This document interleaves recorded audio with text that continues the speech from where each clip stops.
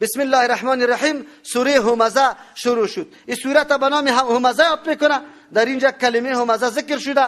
کسایی که عیب دیگران را میگه، دیگران را حقیر میدانه، یا الله تبارک و تعالی در اینجا برای ما و شما صفت مذموم امی مردم ها را بیان میکنه.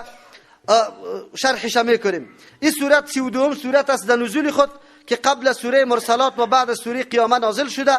سورت مکی است. از او خاطر تاکیدات سخت در مورد امو عذاب او مردمی است که دیگه مردم حقیر به شماره نعوذ بالله یا به مردم عیب و طعن میگه.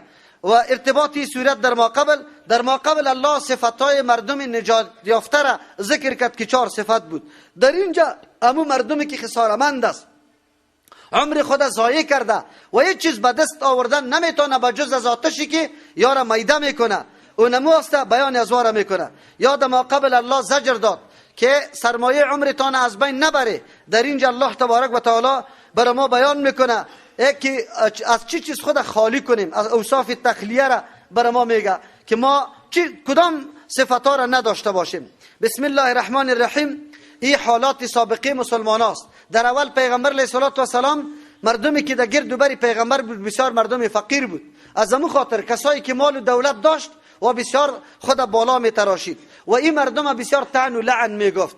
علت شامی بود که یا نعوذ بالله افسرده دل شوه، یا حوصلهشان از بین بره، همتشان از بین بره. اولی هم همینطور است. مردمایی که متدین است، مردمای مالدار واره چی میکنه؟ تحقیر میکنه، براشان میگه هیچ چیز نداره، خوار و غریب است. این گپا را میگه. الله تبارک و تعالی میگه انسان سر مال و دولت ننازه. این مایه افتخار انسانی نیست و این معیار فضیلت نیست. بله مال شریعت اسلامی برای ما روا کرده، خب به مو اندازه که اصل مقصد زندگی جور نکنیم شه، بلکه ذریعه زندگی جور کنیم و هیچگاه مال انگیزی از این نشوه که خود برتر بدانی و دیگر حقیر نعوذ بالله این کار نکنه. این شیوه کفار بود. الله سرنوشتشان بیان میکنه که کسی که اینطور عمل داشته باشه به کدام سرنوشت مبتلا میشه. خود درس برای ما هم است. مسلمان ها باید سری مال و منال خود ننازه و این تو فکر نکنه که این مال و منال جاودانی است و این مایه افتخار است و دیگران را حقیر نشماره. از او خاطر کسایی که موتر داره بی موتر والا را حقیر نشماره، کسایی که منصب داره وظیفه داره بی وظیفه والا را حقیر نشماره، کسایی که مال و دارایی داره آدم فقیر و حقیر نشماره. چرا که چیزای زودگذر است و سری از این ناز نکنه، این اصل مقصد زندگی جور نکنه. ویل لکل همزه، ویل یک چقوری در جهنم است، یا اینجا معنای هلاکت باشه برای بددعا از طرف الله تبارک و تعالی است. سخت آیت است. اگر این آیت آدم بشنوه گوی غیبت نمیکنه، گوی عیبی کسی را نمیگه. چرا؟ ویل لکل همزه، هلاکت باشه برای کسانی که همزه، برای هر همزه، کسایی که طعنه میزند در پیش رویت، لومزتین که عیب تو را میجوید در پشت سرت، یا عکس ازی. مفسرین اردو لفظه برای تاکید ذکر کرده میگه یک معنا داره. کسایی که عیب و طعن در شان دیگران میزنه این را همزه لومزه میگه. او بعضی مفسرین فرق میکنه، همزه کسی که در دم روی طعن میگه، لومزه کسی که پشت سر. بعضی مفسرین میگه همزه که پشت سر عیب میگه، لومزه کسی که در دم روی تو را تحقیر و توهین میکنه، طعن برات میگه. آلی طعن هر آن چیزی است که تو را نعوذ بالله در پیش روی در پیش مردم سبک معرفی میکنه و نعوذ بالله تو سرش خفه میشی، این را همزه و لومزه میگه. یا در او کسی است که نعوذ بالله بدی تو را برای کسی دیگه میبره به خاطر که نفرتی از تو پیدا شوه، کینه و کدورت در بین تو از او پیدا شوه. خلاصه سخنچین، غیبت کننده، کسایی که مردم از ذلیل و حقیر میشماره، کلی از یاد ای داخل است. او این سخت عیب است. این اصلا مشرکین پیغمبر علیه السلام و صحابه را همین رقم میکرد. الله جزایشان را ذکر میکنه. الذی مردم جمع مالا، که جمع میکنه مالا. مطلق مال جمع کردن بد نیست، جمع میکنه مالا که سینه میکنه حلال است یا حرام است، او شب و روز پشتش دوان است، وقت واده نداره مالا و عدده ای را بار بار شمار میکنه. یک مانا و عدده ایطور شمار میکنه که برای ما، برای نجات ما هست، این مال میشه است و این مال سبب نجات و فخر من میشه. اینی طور جمع کردن مال که حلال و حرام هم نشناسی، وقت و وادش هم نشناسی و این را معیار تفاخر قرار میدی، این خیلی بد است. یحسب گمان میکنن ماله که یقینا مال ازی اخلده ایرا جاوید خواهد ساخت، یعنی همیشه دوامدار باقی میمونه به می حالت. مال آن چیزی که سبب فنا انسان است او را سبب جاودانی خود ندان. این مال فنا میشه، تم فنا میشی، سری مال خود نناز. چرا؟ اونجا باز میگه که هلک عنی، بگو سلطانیه، ما اغنى عنی مالیه، دفع نکد از ما مال ما و نه قدرت و توانمندی ما. ایرا سبب نجات خود ندان. مال سبب فناست. خب بله، اگر از مال در جای درست مصرف شوه، از رای درست کمایی کرده ای، اون مال است، سبب عزتمندی انسان هم در دنیا میشه هم در آخرت. لیکن کفار خو مال مصرف نمیکرد در راه الله، بلکه او را مایه افتخار خود میدانست، دیگران را طعنه میکرد. کلا لینبذن فی الحطمه، نه اینطور نیست که یا سر مال مینازه، نعوذ بالله دیگران را حقیر میشماره، طعن و لعن میگه. لینبذن خامخا انداخته میشه فی الحطمه، در آتشی که میده میکنه. آتش چطور میده میکنه؟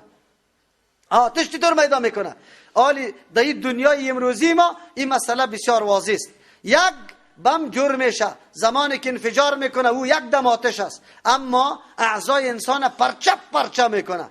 قرآن کریم وقت خبر داده بود مردمایی که در قلبش نخوت و تکبر است او حقارت مسلمانان در قلبش است، الله از این قلبش آتش داخل میکنه و او آتش از قلب شروع میکنه. آتش دنیا از بیرون شروع میکنه، پوست اول میسوزانه. آتش آخرت از قلب شروع میکنه و این شروع کردن طوری است که اعضا مکمل امیطور میکفه. پشت سر ده الم تر کیف فعل ربک، امیطور حالت میه که الله چطور سنگریزه ها را میاره که شاله میکنه وجود انسانه. الله این قدرت داره. آتش الله اینطور است. این مردم ها در دل خود کبر کرده بودن، غرور کرده بودن، حقیر دانسته بودن مسلمان ها را. یکی دل مسلمان ها را افکار کرده بود توسط طعنه و سر و صدا و عیب جویی. شما را که کسی وابی بگه چقدر دلتان درد میکنه یا نمیکنه، در مورد مسلمان ها در اون زمان امی گپا موجود بود. الله میگه اینطور نه.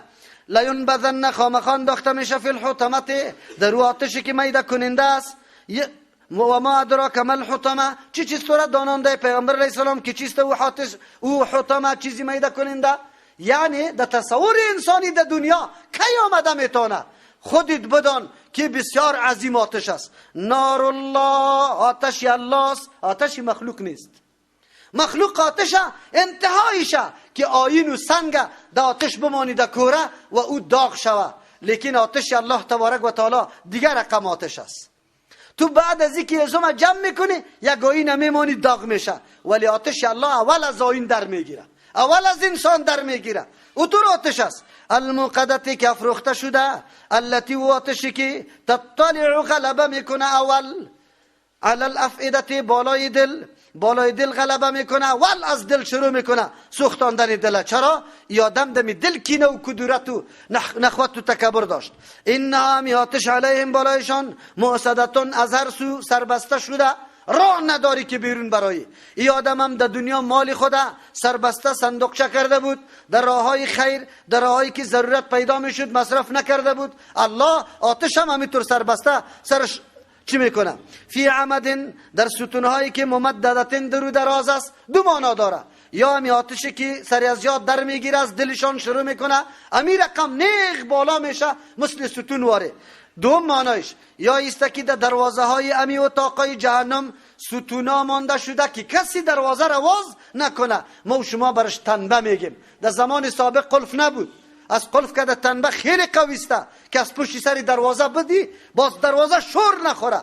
اونجا هم اینمی رقم ستون هاست که در دروازه امکان واز شدن نداره. الله ما را نگاه کنه. کسایی که سر مال خود افتخار داره، ایره مایه تحقیر برای دیگران میدانه، خود کلان میشماره، در راه درست مصرف نمیکنه، او ایره اصل مقصد زندگی خود جور میکنه، او ذریعه زندگی نمیکنه. اینطور مردم ها را الله مزمتش بیان کرد، مومنا را آگاه کرد که شما هیچگاه در اینطور فکری غلط فرو نروی و مال سبب افتخارتان قرار نده. سبحان ربک رب العزة عما یصفون و سلام علی المرسلین والحمد لله رب العالمین.